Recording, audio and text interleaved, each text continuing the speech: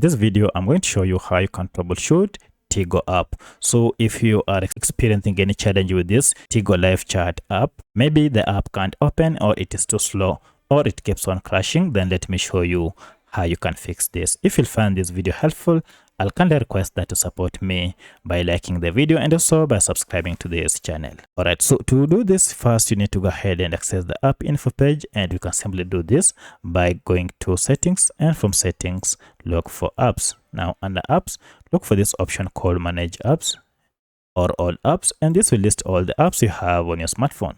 From the list, scroll down until you find your app, and as you can see, here is my app.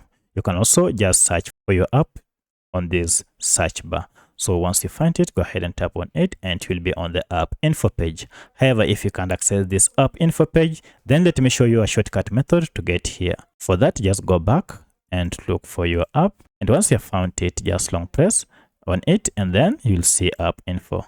If you tap on it, it will take you to the same app info page. Now at this point, we want to go ahead and clear the app data, more especially the cache data. So if I go to storage here, you can see a breakdown of data used by this app. Of importance is these cache files or cache data. When you talk of cache data, these are just small files that your app normally collects and stores whenever you use it to enhance user experience. But the problem is accumulation of these files might cause your app to malfunction. So to solve this problem, you need to go ahead and tap on clear data here, and then tap on clear cache, and then OK. And you can see cache data has been cleared. Restart your smartphone and then open your app to see if this problem has been solved.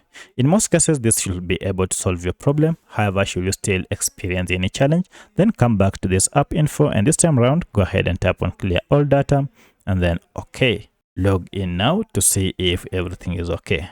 However, should you still experience any challenge, then head to the third method, and that is to look for this app through Google Play Store or App Store and find out if we have an update. For my case, I'm on Android, and therefore I'll go ahead and tap on Play Store, then search for this app, and you can see it is here. Then find out if we have an update. Go ahead and update it to the latest version.